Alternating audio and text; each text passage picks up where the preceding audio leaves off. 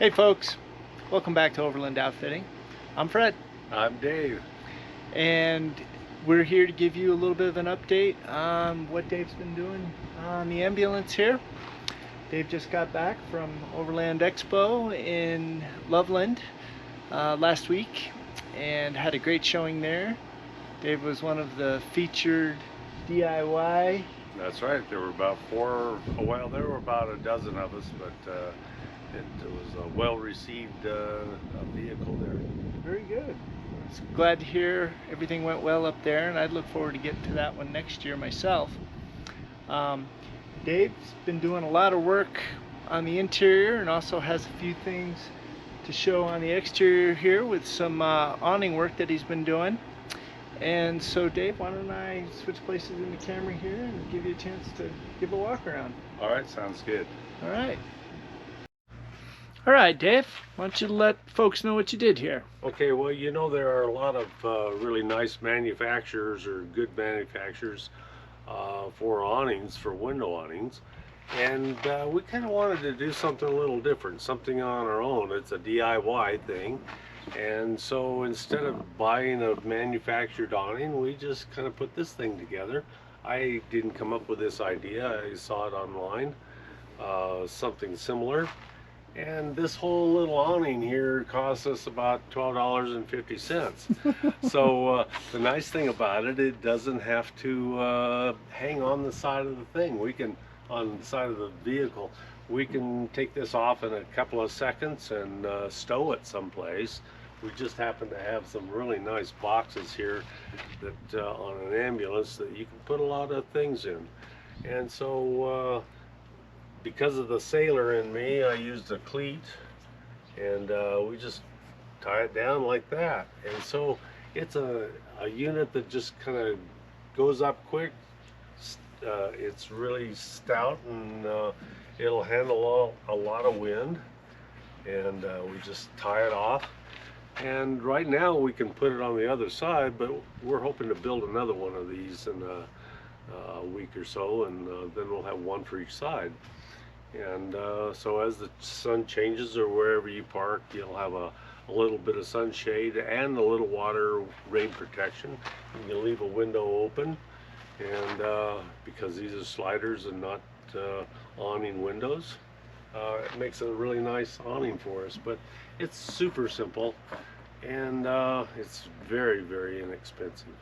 Well, that's great to know, and you know, combined with the fact that it's done fairly well in the wind for you so far, Sure. Even that's a testament to just a simple build like that. But if it does go, it won't cost you an arm and a leg to replace it. No, yeah, if you forgot it and left it on there and went down the highway with it, it might come off.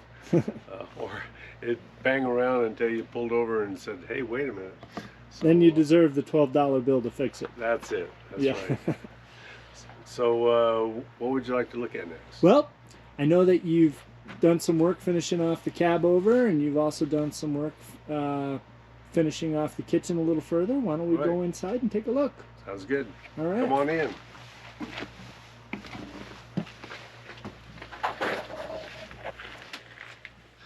All right, Dave, why don't we start with the kitchen?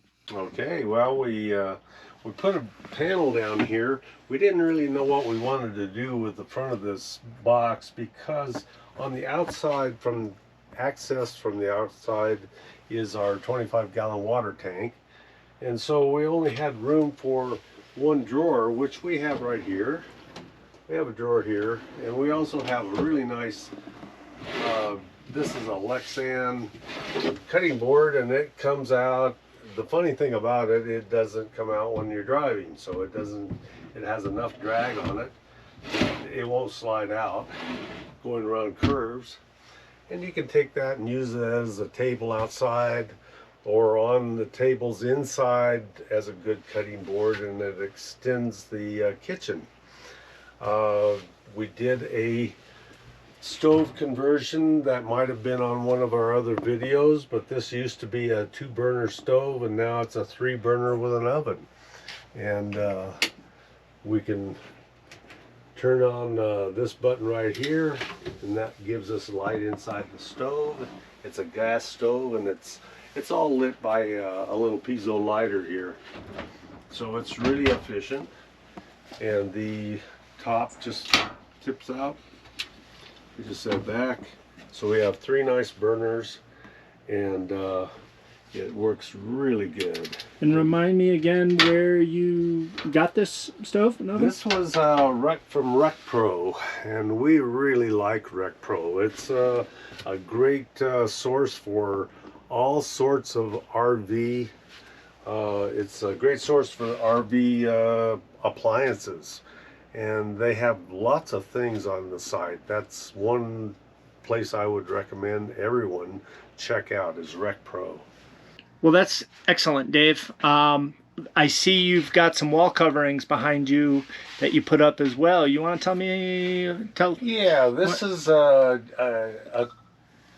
it was something that we bought online. It's a peel and stick vinyl, and we put it up. It went up really easy. It looked fabulous, and then about 2 days later, for some reason, it starts to shrink, and it makes bubbles and places just pop up, and it's not sticking. And we're going to change it, and it's made to pull apart, pull off. And so it was a big kind of a disappointment because it brightened it up in here. The pattern's nice. It's easy to install, but it doesn't stay in place. And we thought maybe we didn't clean the surface well enough, but we did clean it all off and dried it, and it was as good as it could be. And if you were just looking quick at it, it looks fine, but it really has a lot of stuff like this, and lots of bubbles, and we used a razor blade to try to pull the air out of it. In some places it would stick down, and then you would see the cuts. So that's one of those things, those learning curves that we're finding out here. We've decided to go with a product called luxury woven vinyl. There's different manufacturers. It's usually used for boat flooring. It has a nice cloth back. You have to glue it in. It isn't a peel and stick thing. And so it has a little thicker consistency, but it is it's bomber. So that's what we'll go with. The new walls will all have this luxury woven vinyl. Okay. And just real quick, so people can avoid it, maybe what was this product again, and where did you get this? This was off of Amazon. They're really good about taking it back. We ordered a couple of rolls. We gave it a shot. And before it actually started to bubble and do all of its negative things, we ordered 6 more rolls, and I just sent it back yesterday. So they're really good about taking it back, and you don't even have to explain why you're sending it back. You just send it back. But we're gonna replace all of this stuff, and it's called a peel and stick. And so you just peel a backing off of it. You can easily cut it with a razor blade or scissors, and you can put it up, and it goes up so nice. And for a little while it looks really good, and then after a day or so, it's disappointing. Yeah, that's like a second in terms of time, really. Like yeah. we need months and years out of this stuff. Oh yeah, absolutely. Yeah, you want to do it once, do a really clean job of it, and never look at it again, other than to just wipe it off or something. Right. But this is not the product to get.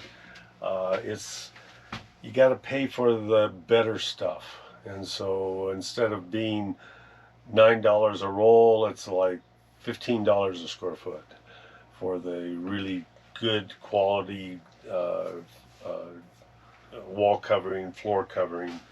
And that's what we're going to do. And that way our time is valuable, and we don't want to be doing it over and over again. Right. Fair enough. Lesson learned. Yep. Good. Okay. Let's talk about how things are getting finished out here in the cab. Yeah. We trimmed this out. We used Western red cedar. It's a really nice product. It's all dry, clean, and we'll we'll caulk it all in if we need to do some caulking. But we finished out the interior here, and our interior is floor underlayment. Again, it's 1/5. It's not a 1/4 inch thick, it's 1/5. And it just makes a nice interior. We still have to trim it a little bit with some caulking, and but it's a nice, it makes a really nice interior. And that's basically it. We had talked about building a footboard or a headboard. Originally we were sleeping from using this side over here for the headboard. It was just too hard to get out of. I just couldn't get around this cabinet. So by putting the head over there, you can turn around and put your feet down here on the steps, get out of the bed a lot easier. But it's really a nice product. It's nice and smooth, and that's what we use for the interior in here. Some of the walls we want to use the luxury woven vinyl on. We like the idea that it brightens it up and it's real light in here. And we got a lot of compliments at Overland about how a lot of RVs are dark, and this one is so light and airy. We didn't have air conditioning. We don't have air conditioning on board here. So you got the vent up there in the cab over. We've got the vent. It's a max fan, and it's 3-speed, and it's you can reverse it so it'll either pull air or push air. But what really makes this nice is having a side door and having the 2 back doors here, and it gives this nice flow through of ventilation. So we open the windows with the little awnings, and even in the Expo it was over 90 degrees, almost 95 degrees there, and it just didn't feel hot in here at all. We've got 2 inches of rigid foam in the ceiling and the walls and the floor. Everything is insulated, and it feels like standing under a shade tree. That's really nice. A testament to taking the time to figure that out early on and getting that, absolutely, laying that foundation. Yeah, so when you start into a build like this, we didn't know how well these cabs or these boxes were insulated. They did have some insulation, but we pulled that all out. It was like fiberglass insulation. We pulled that all out. We put in the rigid foam, and we're really happy with it. Excellent to hear. All right, Dave. Well, one thing that I'm reminded of just as we are standing here is the fact that I know you've decided you're going to put a sliding door in front of between the cab and the living quarters here. Why don't you tell us about that real quick? Well, one of the things we have, and we showed this in the previous video, we have these steps that fold up out of the way. That gives us access to the front on the pass-through. So we accessed a place here to put a sliding door. I've used a towel generally and tucked it under here to drape over here, but the door is so nice it just glides in and out of this space here, and it tucks out of the way. And so we didn't get to it before our show. The nice thing about this plywood, it's a birch veneered plywood. It's still just slightly under 3/4 of an inch thick. That gives our channel, which is just extruded aluminum channel, that's exactly 3/4 of an inch. It gives enough space in there for the plywood to slide really nice on it. So we've got the bottom guide in place.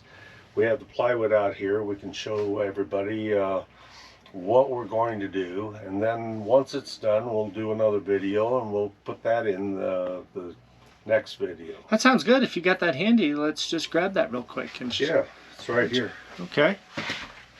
This is the panel. It's 3/4 inch plywood, and that will go.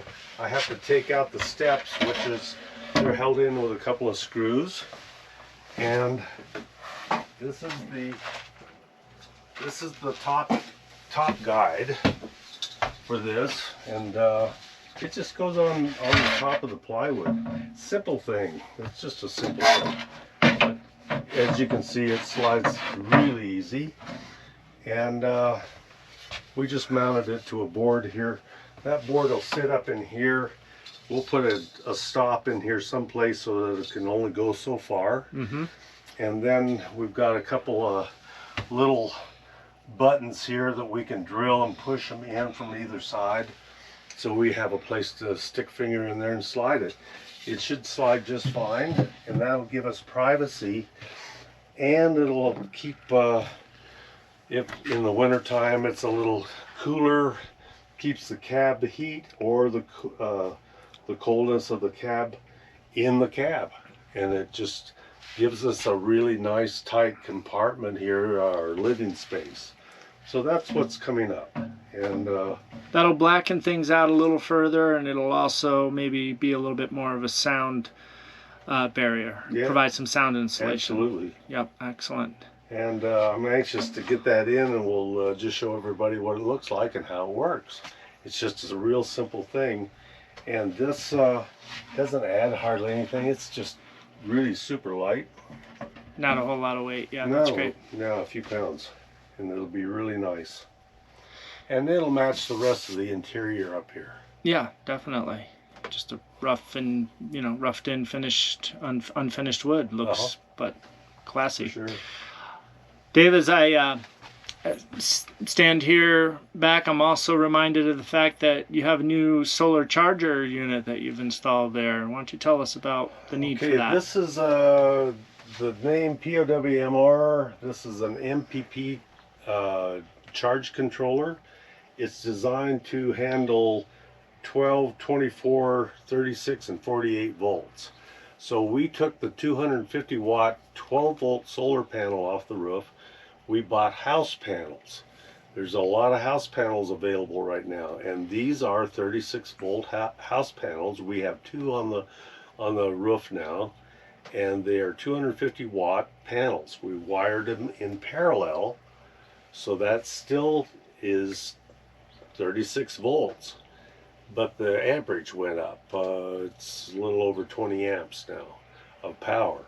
We have upgraded our battery capacity with another 100 amp hour lithium battery. So now we have 220 amp hours of lithium batteries. And so through this controller, it just sets it down, and we have a little monitor right here, and it'll go up to 14.5 maximum to our batteries, and that's the cutoff right now. So it's at 14.5, and we're at 100%.